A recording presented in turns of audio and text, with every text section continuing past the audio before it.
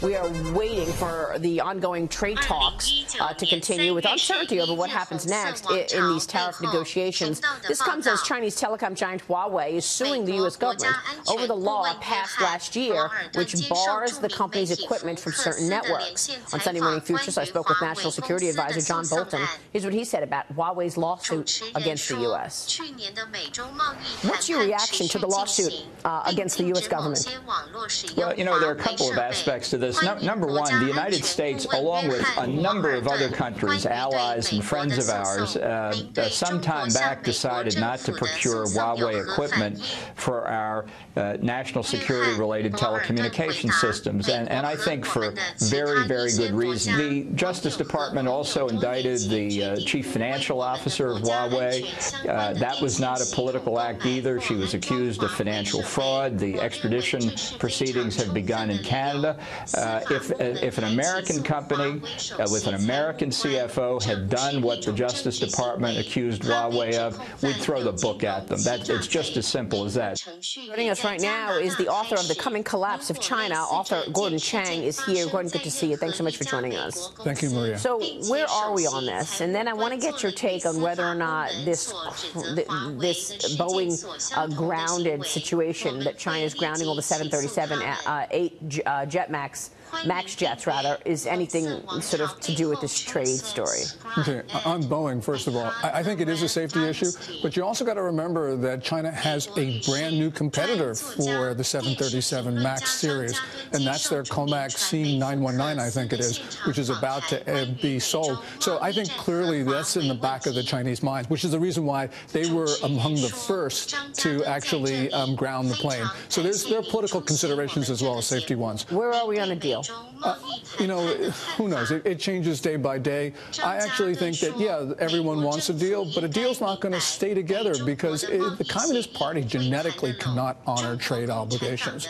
And so we're going to see a series of really difficult, I think, discussions with the Chinese because they're not going to enforce it. And we're going to want to go back and snap back tariffs and all sorts of things. What we should do is just keep the tariffs on until they actually stop stealing our stuff and they stop these trade violations, which have gotten worse under Xi Jinping. So do you think that the Trump administration, if it does a deal, and the president in particular, are kind of losing this negotiation? If they go and do a deal without a strong enforcement mechanism, have they basically given in and been out negotiated? I don't think yeah, of course. They're not going to do that. But I don't know if they're going to do it because you got to remember, on the other side of this, we've got a lot of Democrats who are running for president, and there are 3 states, you know, Wisconsin, Michigan, Pennsylvania. You got a lot of blue-collar workers there, and they're going to say, well, I've been betrayed if the president does that. So I'm not going to rush to judgment and say that the president's going to cave, because I think that there is a lot of stuff on the other side that will force him to do the right thing. Yeah. But if a deal doesn't get done, right, then everybody's saying what's going to happen to the market. So it's sort of like a lose scenario here. And he cares very much about how the stock market. But he can't cave on these issues. Now there's been a tipping point in this subject. People understand what China has been doing. People understand how they're sucking up our intelligence at every point, whether it's through academia or acquisitions or just transferring technology. He can't cave, just from what you said, just from the constituents in all of those states. You know, going back to Huawei, I mean, this is a fight for the first half of the 21st century when you combine 5G and AI, and Huawei is 5G. And clearly, you know, they have been engaging in some really surreptitious activities, like downloading all that data from the headquarters of the African Union from 2012 to 2017. And the Chinese did that with Huawei equipment that they donated to the AU when they gave them the building. So clearly, this is not some sort of theoretical issue. This is something what the Chinese have already been doing. And by the way, Maria, we've got this FTC case against Qualcomm, our only 5G competitor. The FTC's star witness on the first day of this trial was Huawei. This is nuts, where you have the federal government crippling our only hope in dominating 5G. Gordon, we got really weak car sales data out of China overnight. What's your assessment of how the economy is doing and how much pressure is on the Chinese to get a deal done? Yeah, I think that there's certainly a lot. The Chinese economy probably started to contract in December when you start looking at not only car sales, which are down 13.0% in December.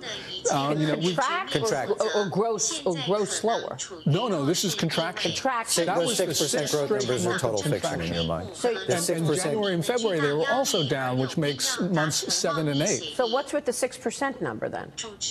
China says that its economy is growing 6%. Yeah, 6.6% for last year, 6.4 in the last quarter. Yeah, you had a well-known Chinese professor at Renmin University in Beijing in December created a sensation across China when he said, look, our economy is growing no more than 1.67, and it may even be contracting. You look at car sales, they clearly show that retail sales were not up in the month. You saw exports and imports crumble in December. They were also down in the combined January and February period. That's fascinating. You look at the PMIs, the Purchasing Managers Index for the critical manufacturing sector, they've been negative consistently.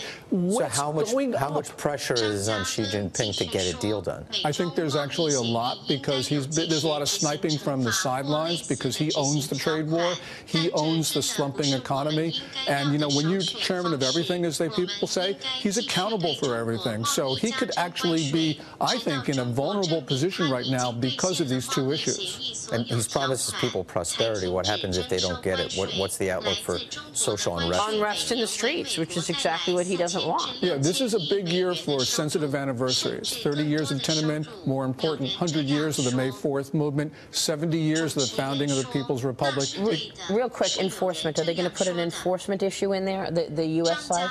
Probably. How are they going to enforce that China keeps their promises? There will be an insubstantial enforcement provision, like snapback tariffs or something like that. But that's really not the way we need to go. Because the Chinese, they violate every agreement. You don't give them relief. Isn't snapback irrelevant? We're putting tariffs on already as it is. What do you need a snapback agreement? Those are insubstantial tariffs, 25%. You know, what we should be doing is banning the import of products that have benefited from the theft of U.S. intellectual property. John, that's $300 to $400 billion a year. Some people say more. That's right. People say it's up to 600, actually. Gordon, it's great to have you on the program. Thanks, Maria. Really insightful and important conversation we're having. Gordon Chang joining us there.